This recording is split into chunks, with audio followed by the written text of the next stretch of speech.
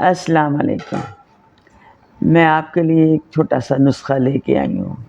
وہ ایسے ہے کہ آدمی بیٹھا ہوتا ہے تو غنودگی آ جاتی ہے، محسوس نہیں ہوتا کس وجہ سے ہوئی ہے، کاہلی، سستی، ٹانگوں میں کھلیاں پڑ گئی ہیں، درد ہوتی ہیں اور درد و نکھچاؤ محسوس کرتے ہیں، دل کرتا کہ ہم لیٹے رہیں، کچھ بھی نہ کریں، کوئی کام نہ کریں۔ تو اس کے لیے سوچا کہ کچن میں تو بہت سی چیزیں نکل آتی ہیں، کچھ بازار سے آ جاتی ہیں، تو میں آپ کو بتاؤں کہ آپ یہ کر کے استعمال کریں۔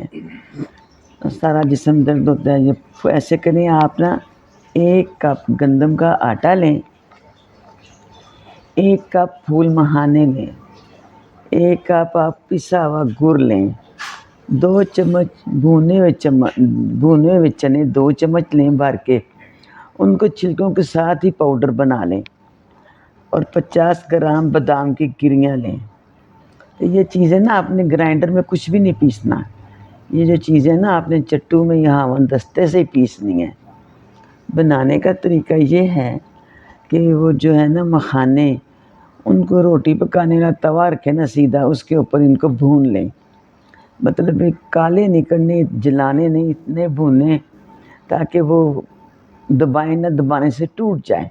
جب آپ نے توے کے اوپر بھون لیے ہیں تو ان کو آپ نا ہاون دستے میں پیس لیں، اس کو پیس لیں۔ جو آپ نے چنے ہیں ان کو بھی ہاون دستے میں پیسنا ہے، اور جو گڑ ہے دیسی گڑ لینا، براؤن رنگ کا ہوتا ہے، سفید گڑ نہ لینا، اس میں کیمیکل ڈالا ہوتا ہے۔ براؤن گڑ لیں تو اس کا نا آپ شیرہ بنا لیں۔ 1 کپ گڑ کا لینا ہے، 1 کپ لینا آٹے کا، 1 کپ پھول مہانے کا، 1 کپ گڑ کا۔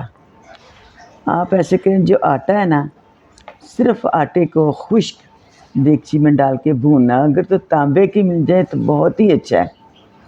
اس کو نا ہلکی آگ پہ نا کبیر کے ساتھ نا اچھی طرح بھونے آٹے کو، اس طرح اتنا بھونے کہ اس کے نا خوشبو آنی شروع ہو جائے۔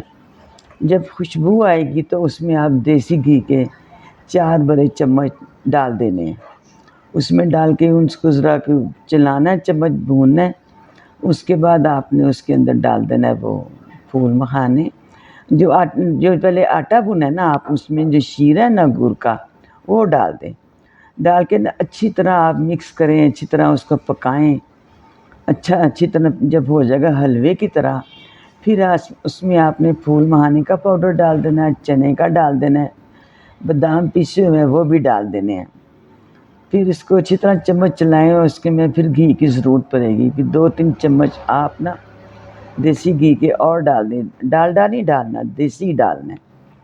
اچھی طرح کر کے تو جب حلوہ ایک قسم کا تیار ہو جائے گا، تو تیار ہونے کے فوراً بعد جب حلوہ تیار ہو جائے تو آدھی چمچی آپ نے نا ادرک کی باریک کر کے اس میں ڈال دینی ہے، اور آدھی چمچی پسی ہوئی الائچی خوشبو کے لیے ڈال دینی ہے، اچھی طرح مکس کر لینا ہے۔ اس سے تو آپ کی ہڈیاں مضبوط ہوں گی، اور کیلشیم کی کمی پوری ہوگی۔ آپ صبح ناشتے میں ان کو اتارے، صبح ناشتے میں آپ اس کو 2 چمچ کھا لیا کریں، یہ بہت فائدہ مند ہوگی۔ تو یہ کھانے سے ڈرنا نہیں ہے، اگر فائدہ آپ کو ملتا ہے تو آپ دوسروں کو بھی بتائیں، کسی اور کو بھی فائدہ ہو۔